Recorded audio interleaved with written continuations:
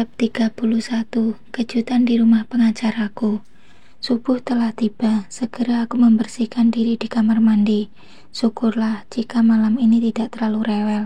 Aku bisa beristirahat mengumpulkan tenaga yang telah berkuras selama sehari kemarin.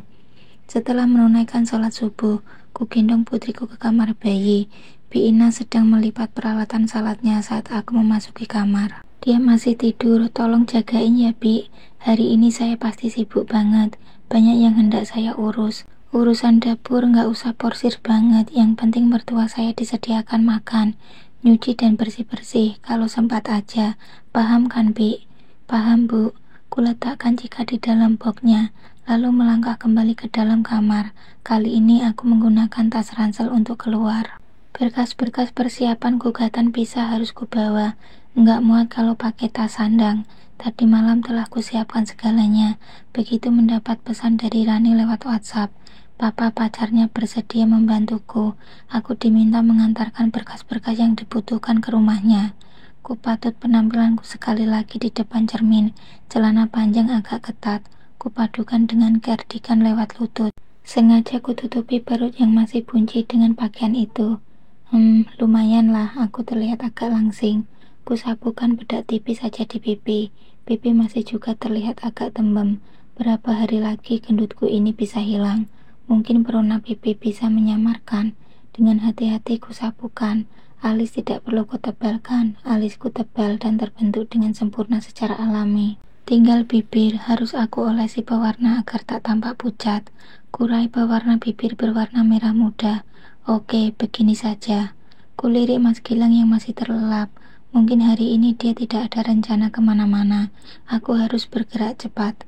Pertama menemui calon pengacaraku. Setelah itu ke kampung menemui ibu dan mencari informasi tentang rencana pernikahan suamiku.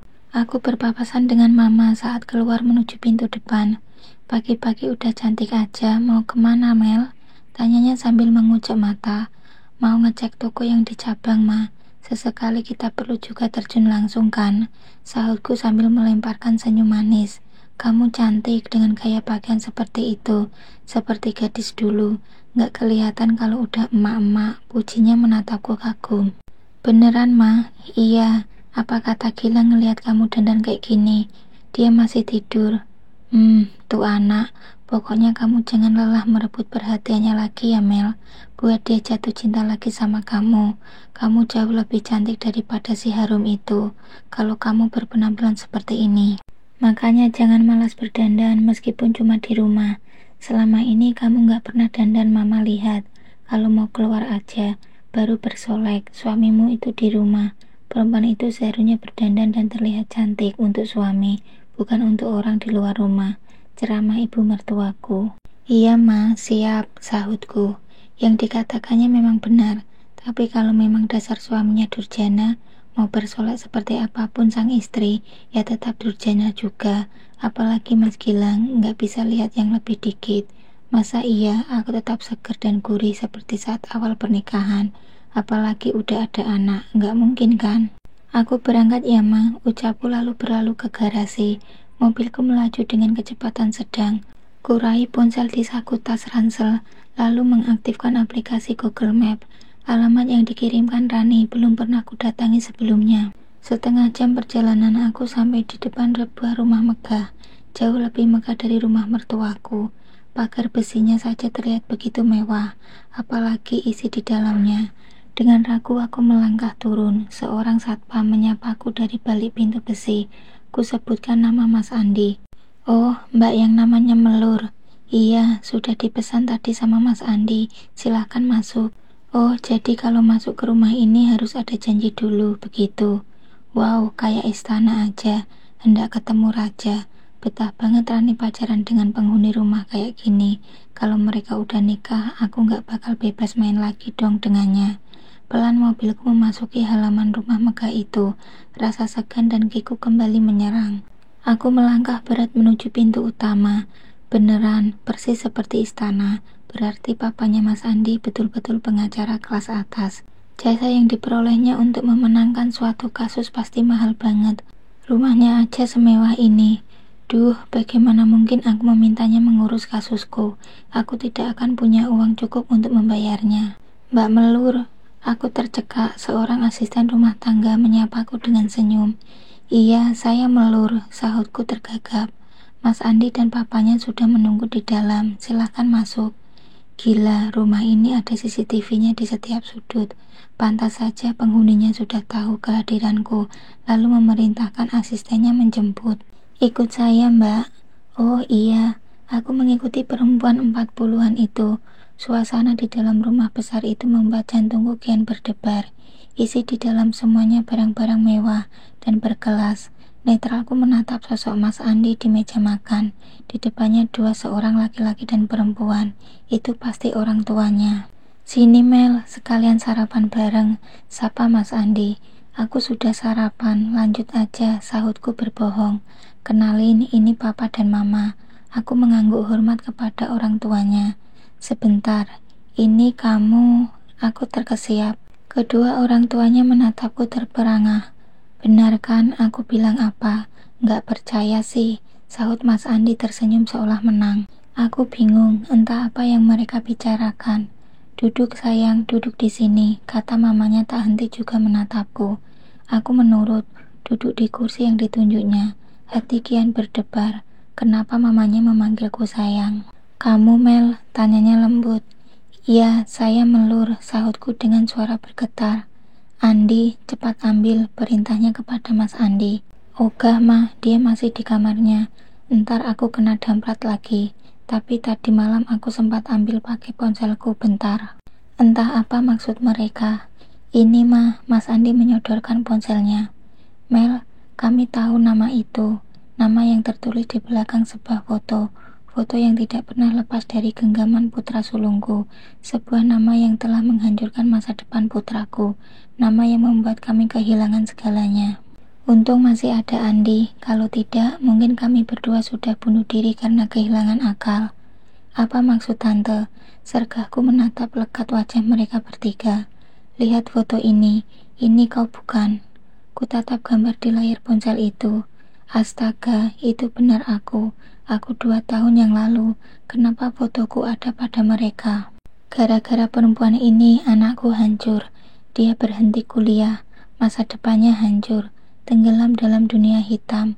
Kau tahu, narkoba telah menghancurkannya. Semua gara-gara kamu. Gara-gara aku. Putra kalian. Saya tidak paham. Sergahku. Reno, kau ingat nama itu? Jangan bilang kau tidak mengenalnya. Reno, Mas Reno, desisku tak percaya. Bab 32, aku dan mantan kekasihku. Reno, Mas Reno, desisku tak percaya. Ya, masa lalumu, cinta pertamamu, sergah Mas Andi. Jadi yang kau bilang kemarin itu Reno Mas Reno. Ya, dia sudah hancur sekarang.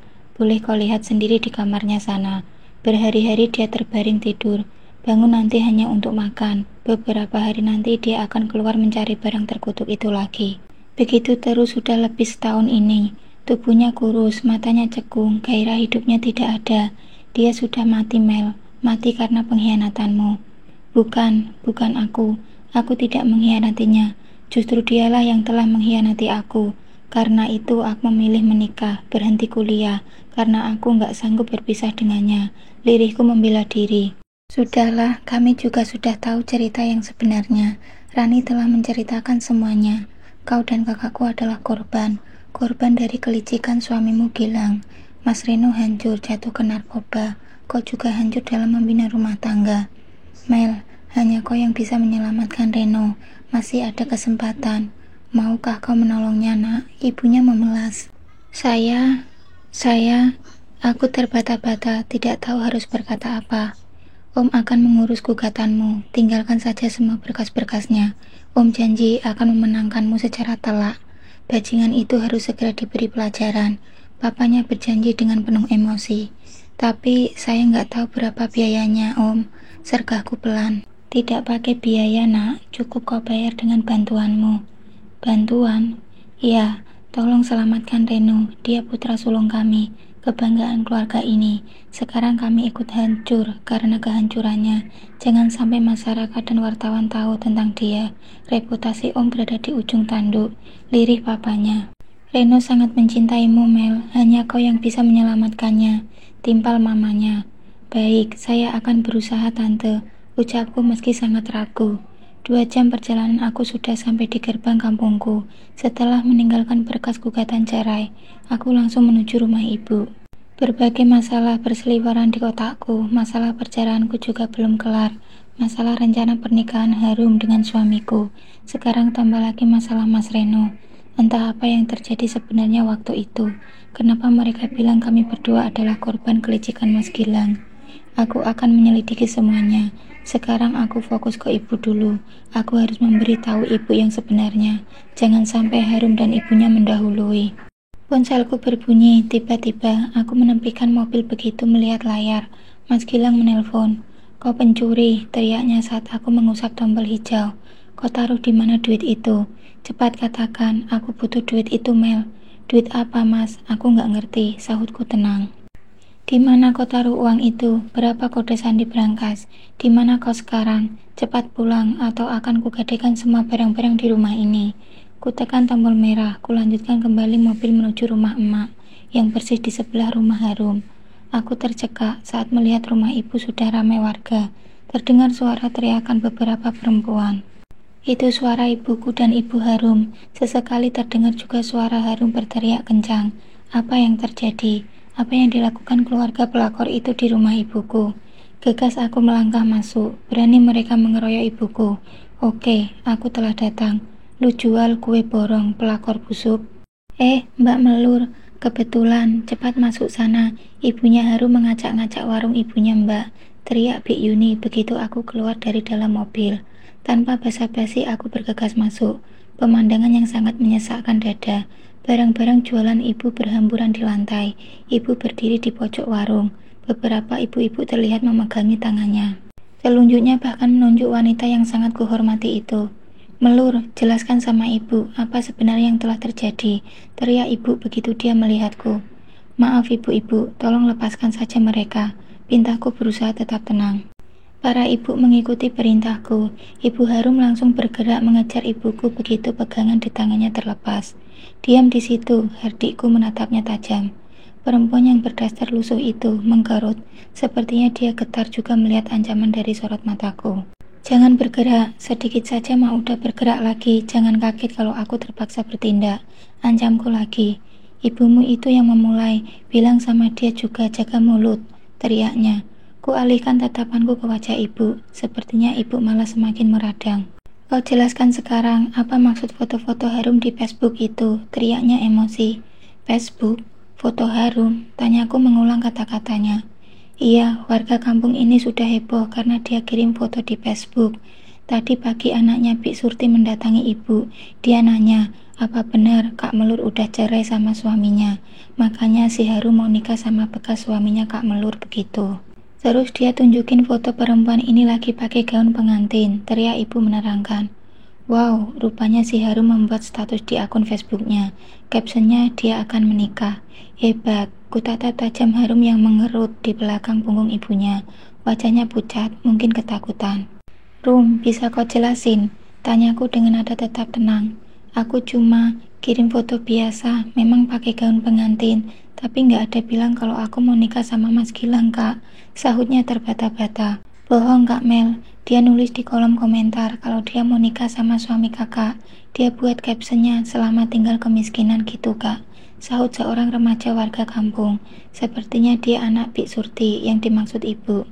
Iya benar, kayak gitu, Kak Mel. Ini buktinya.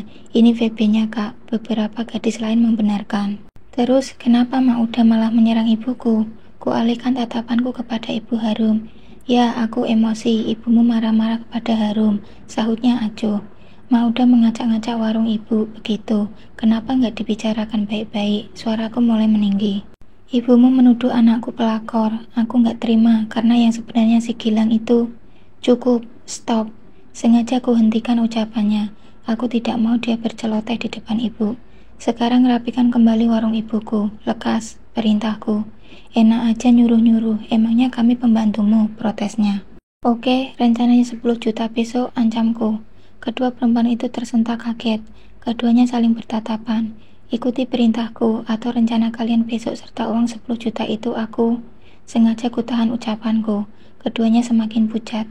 Dalam hitungan ketiga mereka mulai memungut barang-barang yang berserakan. Satu demi satu dirapikan kembali.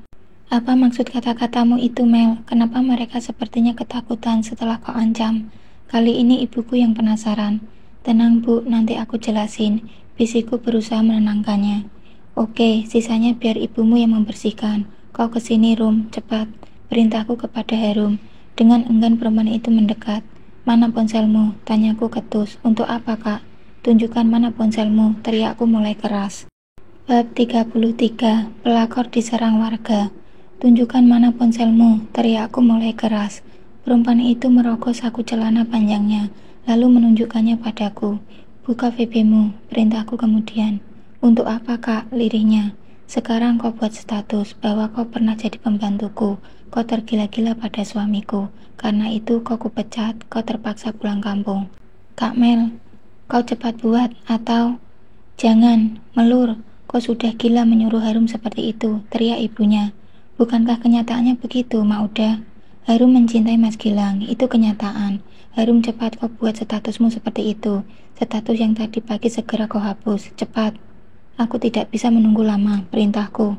Apa ini, Mel? Ibu menatapku tajam.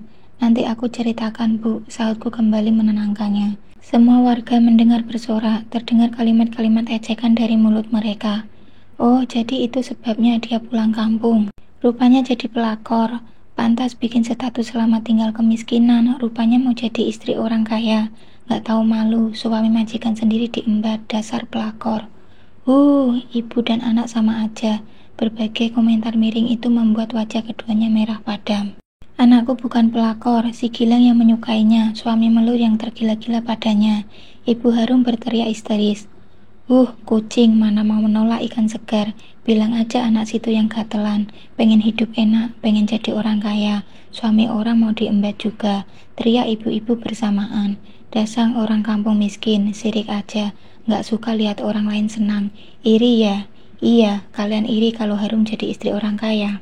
Tampang kayak kalian, anak-anak gadis kalian yang kampungan itu gak bakal orang kaya seperti Gilang mau. Nih kayak Harum, baru dia mau. Gak usah iri, balas ibu Harum menghina warga. Oh, jadi kamu malah bangga anakmu jadi pelakor? Iya. Oh, berhasil mendapatkan suami Mbak Melur. Belum tentu. Bonyok pasti iya, hancurkan pelakor. Entah siapa yang memulai, tiba-tiba mereka menyerbu masuk. Harum dan ibunya jadi sasaran emosi warga. Stop, hentikan, teriakku beberapa saat kemudian. Syukurlah mereka segera tersadar. Hampir saja mereka berbuat anarkis. Kedua perempuan itu terlihat ketakutan. Cukup ibu-ibu, terima kasih atas rasa simpati yang kalian tunjukkan kepada saya. Jadi gini, kita sepakat ya, ibu-ibu, apabila kalian melihat suami saya bersama perempuan ini, tolong kabari saya ya. Pintaku sengaja memancing. Enggak sempat ngabar-ngabari, Mbak. Langsung kami bejek-bejek aja itu pelakor. Coba aja kalau berani, sahut mereka bersamaan.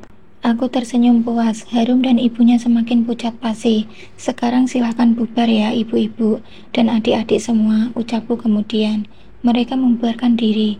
Tinggal Harum dan ibunya yang masih terlihat gemeteran. Rambut acak-acakan. Pipi Harum bahkan tergores cakaran. Kau mau nikah besok? Hehehe. Pulang ke rumahmu sana. Bawa ibumu. Persiapkan dirimu. Kan mau jadi pengantin. Perintahku menyeret mereka keluar. Kau, tunggu. Akan kuadukan pada Yanto, ancam ibunya dengan langkah terseret. Adukan, emang enak jadi pelakor. Makan tuh, si Gilang brengsek. Aku udah gak mau, tapi siap-siap aja dirajam warga. Hehehe. Aku pasti nikah sama Mas Gilang. Gimana pun caranya, kau pasti kehilangan dia. Ancam Harum sambil mengelap air mata yang membasahi pipi.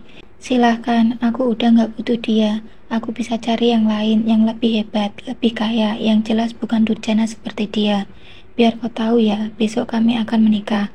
Ancamnya menyombongkan diri. Oh iya, aku kaget. Selamat ya.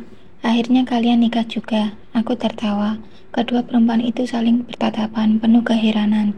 Pasti mereka berharap. Aku kaget lalu emosi. Sudah, kalian pergi sana, masuk ke rumah kalian. Bersihkan rembesan darah bekas cakaran warga di badan kalian itu. Ejekku masih sambil tersenyum. Keduanya melangkah pergi dengan kaki dihentakkan. Aku berbalik, mendapat ibu yang tengah menatapku tajam. Segera kututup warungnya, menguncinya dengan rapat, lalu memapah tubuh ibu yang terlihat semakin limbung ke ruangan tengah. Tenang Bu, tidak apa-apa, semua baik-baik saja, ucapku sambil membimbingnya duduk di kursi. Ibu hanya diam membisu. Beberapa butir air bening mulai menetes di pipi tuanya. Maafkan aku tidak bisa menjaga suamiku. Aku telah kehilangan suamiku, Bu. Tapi percayalah, aku baik-baik saja. Jangan sedih ya, Bu. Pintaku mencium tangannya. Kenapa kau tidak pernah bicara? Kenapa ibu mesti mendengar dari orang lain? Bukan dari mulutmu, serganya dengan suara parau. Aku berusaha mencari waktu yang tepat. Aku tidak mau ibu terkejut. Ternyata aku keduluan orang. Maafkan aku ya, Bu, lirihku. Bagaimana dengan mertuamu? Awalnya mereka marah karena aku tidak berterus terang, tapi sekarang mereka sudah bisa memahami alasanku. Mas Gilang tidak akan berani menikahi Harum karena sudah diancam orang tuanya.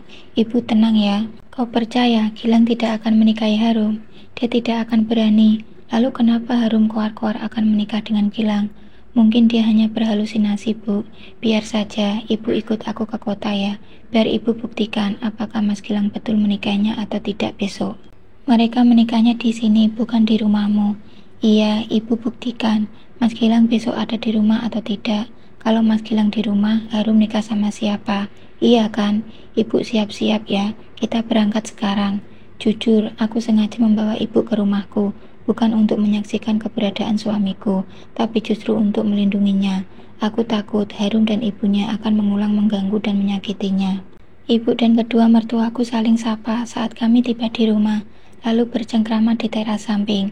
Jika sang cucu kesayangan berada di pelukan mereka secara bergantian. Aku memeriksa keadaan toko sebentar. Siska menatapku seperti ketakutan. Sepertinya dia sudah diinterogasi oleh pacarnya tentang raibnya uang 10 juta. Aku hanya tersenyum, pura-pura tak tahu apa-apa. Ku ambil hasil penjualan hari ini dari dalam laci setelah mengecek laporan penjualan hari ini. Tolong suruh bagian gudang untuk mengecek jumlah stok yang sebenarnya sebelum saya cek langsung ya. Perintahku sebelum meninggalkan toko. Perempuan itu mengangguk dengan wajah pucat. Aku melangkah gontai masuk ke dalam rumah, langsung menuju kamar. Aku tersentak mendapati kamar seperti kapal pecah. Semua isi lemari tumpah berserakan di lantai. Sofa terbalik, bantal guling dan spray berterbangan kemana-mana. Untung berangkas masih tetap di tempatnya. Kulirik Mas Gilang yang tidur ditelungkap di ranjang, tanpa spray. Sepertinya dia kelelahan setelah mengacak-ngacak isi kamar. Kubuka berangkas dengan pelan, memasukkan seluruh isinya ke dalam kantong plastik. Aku harus menyimpan semuanya di bank sekarang juga. Kurai ponsel, ku ketik dan ku kirim pesan kepada Mala. Pesan untuk menemaniku fitness sore ini. Aku mau mencari ketenangan di luar sebentar. Kamar yang berantakan, aku tidak peduli. Sepertinya aku akan pindah kamar malam ini.